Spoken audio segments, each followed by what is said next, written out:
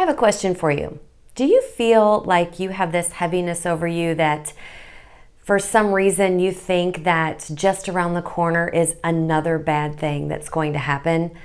Well, you're in pretty good company. There's a lot of us out there that are thinking, what could happen next? You know, this is not the mindset that our Heavenly Father wants us to have. He actually tells us in Philippians chapter 4 that He wants us to be thinking and meditating only on good things.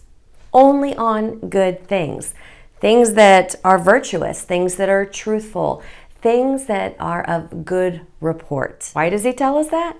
Well, a couple reasons. One, it's actually beneficial for our health because everything that we put in our mind eventually affects our body. It's the way we were created. Second, He just doesn't want us thinking on those bad things.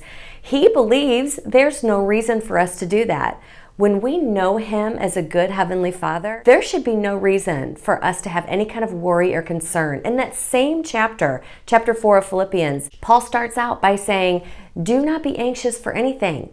Like nothing. And in Matthew chapter 6, Jesus even says, He says in verse 27, which of you by worrying can add 1 cubit to his stature? In other words, worrying about something can't make you grow in height. In other words, it's just impossible for worry to be the solution for anything.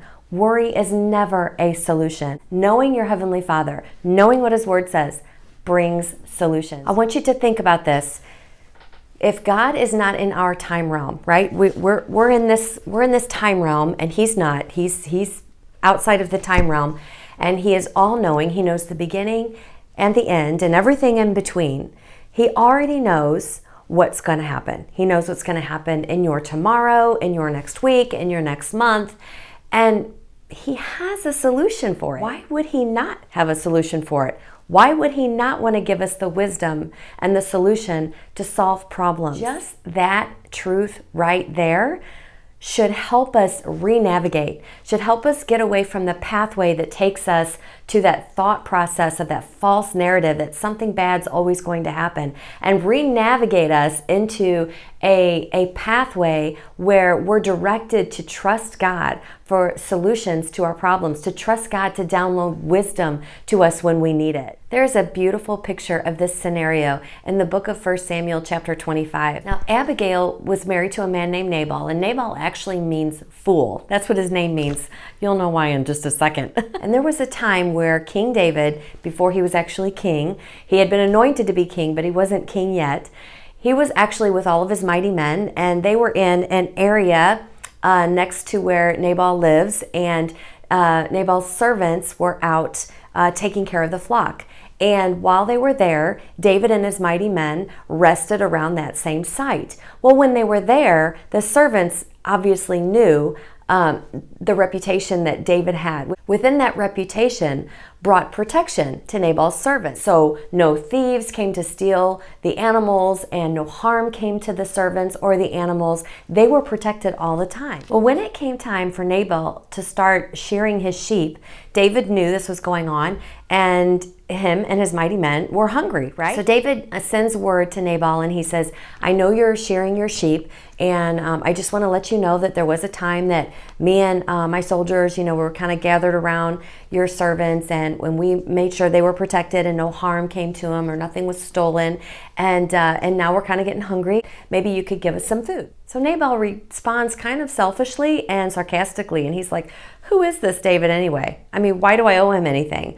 And he refuses to help David out. And while the messenger comes back and tells David what's going on, David's like, okay, everybody pick up your swords. We're going to take off, and we're just going to make sure that we just take out this guy and his entire household.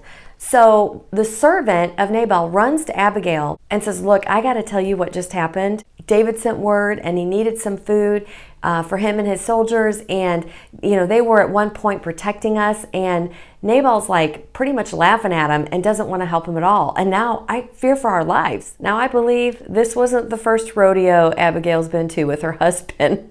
I believe because his name means fool, she probably had to solve a lot of problems that her husband created. Do you think even Abigail could have probably had the same mindset? Like, oh no, I'm just expecting something bad to happen again, something bad to just come right around the corner. So maybe it's not a marriage, but maybe it's a friendship, or maybe it's a neighbor of yours, or maybe it's a coworker you have, or your boss. Maybe it's a situation that rose up where you have had previous conflicts, or maybe it's just the worldly circumstances. That's enough trauma right there. And maybe that's kind of set the narrative for your mindset to always believe that another bad thing's coming around the corner. So let's find out what Abigail did. Like I said before, I don't think this was the first time this has happened with Abigail. I'm sure that she's probably had to come up with solutions before. She begins to call her servants and load up these animals filled with food, all sorts of food. It was like a Thanksgiving Day feast on steroids. And she sends her servants ahead and she's like, here's the plan. David's probably on his way here with his men. I want you to load these animals up. I want you to send all this food out to meet him. I'm coming right behind you. And she meets David, and when she meets up with him, she falls on her knees and she says, oh, I'm going to take the blame for this. Forgive me. Let me explain to you what my husband's like. His name even means fool, but I'm giving you this food and I know who you are. And she begins to speak into David's life. She begins to remind David that she had heard the stories about him. She had heard that he had used a slingshot to take down a giant. She had heard that he was anointed to be king. And she starts encouraging him, and she starts to tell him, I don't think you really want to do this. I don't think you want to come and shed all this blood. I know my husband's a fool, but I also know that God has called you to be a king over Israel. She ended with asking David the question, would you just remember me when all this is resolved? Would you remember me? Well, the wisdom of Abigail kicks in again, and she waits for the right time to tell her husband exactly what she did, how she took the food out to David. And as she explained this to her husband, he ends up having a stroke. That's what the Bible interprets it as, and he ends up dying. Guess what David does? David comes and calls for her to be his wife. You gotta love a good love story, right? So here's the thing with Abigail. She was not just a peacemaker, and that was huge. She carried wisdom. She had solutions for problems that came her way. And according to the dialogue that she has with David, she acknowledged God. She acknowledged who he was and how he called David to be who he was called to be. When I read about stories like this, I always like to picture the scene in heaven when all this is unfolding. Because remember, this is a hard thing to wrap your mind around, but God, again, is not in our time realm.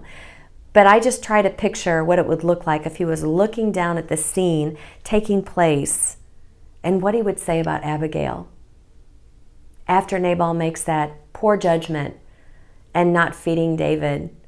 I can just imagine him looking over at his son Jesus and maybe even declaring to the angels, watch my little girl down there. Watch Abigail.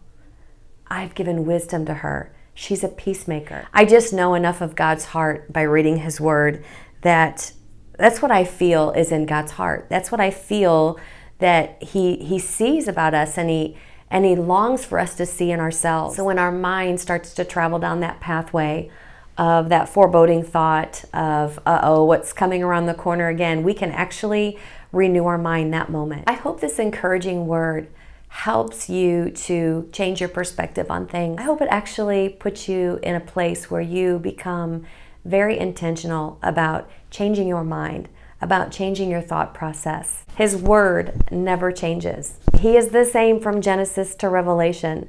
And so when we get to know his character and his heart and how he feels about us, it will just help us understand him better. And then eventually it will restore our peace, it will restore our joy, and it will restore our hope. I pray this blesses you today. He adores you.